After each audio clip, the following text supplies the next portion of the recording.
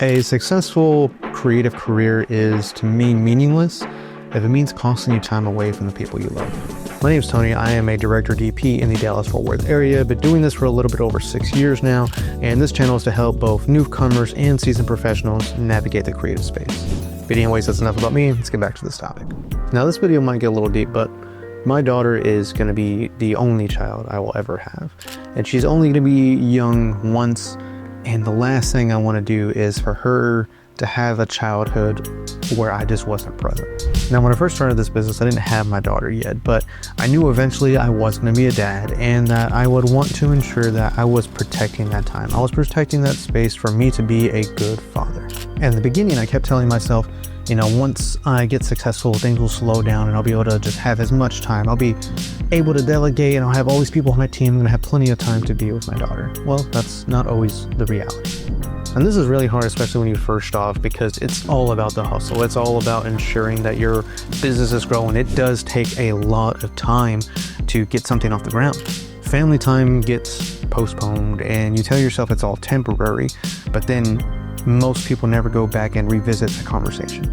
Now, when my daughter was first born, I definitely was able to pull myself away from the business because I had a newborn and it really wasn't an option. So early on, I was forced to do it, but then it became a matter of setting the time to be a present father, to be a present husband. Because when it came time to get back into the business, there was definitely things that needed my attention. I had to make sure clients were happy. I had to ensure that leads were being followed up on. And of course, being on set, because I'm the director, having to be there to make sure a video goes on without a hitch, right? Making sure all these things are being done, that was my responsibility as the business owner. So as I'm sure you know, as being a business owner as well in the creative field, there's a lot of time and energy that goes into growing it and maintaining it. And at first, I assumed everything was okay. I was realizing, hey, I'm there financially. The business is doing better. We're doing good. Money's coming in. Everybody's fed. We have a roof over. Bills are paid. Financially, I was there. But it wasn't until I had a conversation with my mentor that I realized that wasn't the case. I told my mentor that being a present father was very important to me while I was growing this business. And he called me out on it. And he said, okay, if that's the case, let's look at your calendar. Show me where you have family time. And I had no answers for him. It made me realize, yes, I was there financially and supporting my family, but I wasn't actually present. I wasn't there emotionally for my family. And that was the exact opposite of what I wanted. I realized I had to stop measuring success by what I built and start measuring it by what I was protecting. Meaning that success wasn't just about the monetary value about it. It wasn't just about the financial numbers that were there. Success also had to mean that I was there financially, but also still being there present as a father, as a leader to my team even. And that I was also allowing that same protection of time and peace to my team members too. And now you might be wondering, okay, well, if I still want to be present as a father, as a son, as a husband, whatever role is that's important to you, how do you do that while still maintaining a business? Well, it definitely goes back to all of our other videos when it comes to talking about what type of projects do we want to take on, what are we saying yes to, and what are the boundaries and what are we willing to accept as business partners. What it really means is that you're turning down work that just doesn't align with you and your business goals.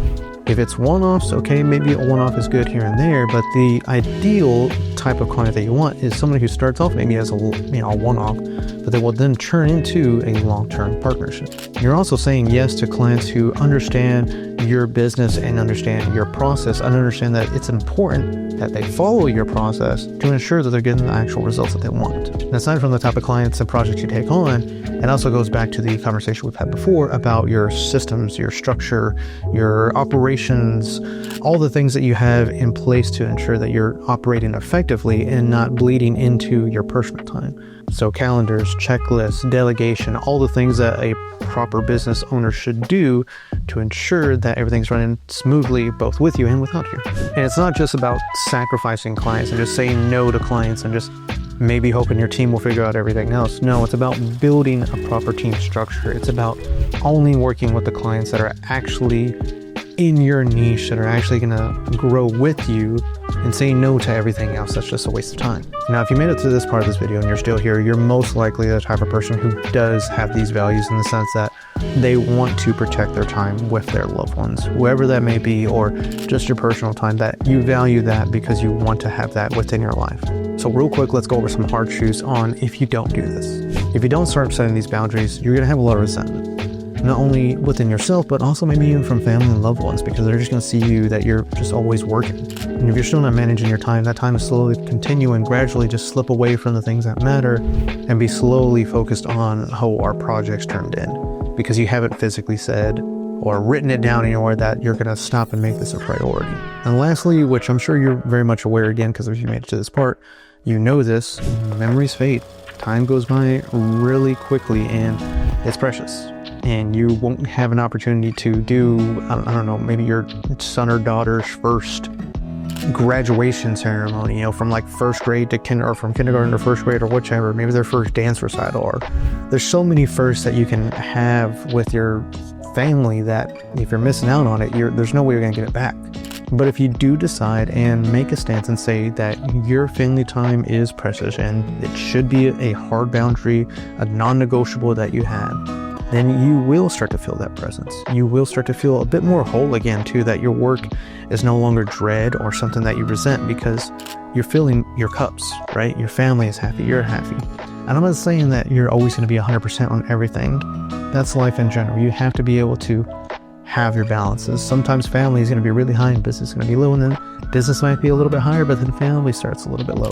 So it's a matter of like recognizing those things and adjusting accordingly to have that life that you want to have. But the things that will help you see this and the things that will help protect it even more is just setting up those clear boundaries that you have, understanding when you should say yes and no to certain clients, and maybe even having a conversation with your loved ones or the people you do care about, whose time you are trying to protect, on what success for them and your business looks like for you.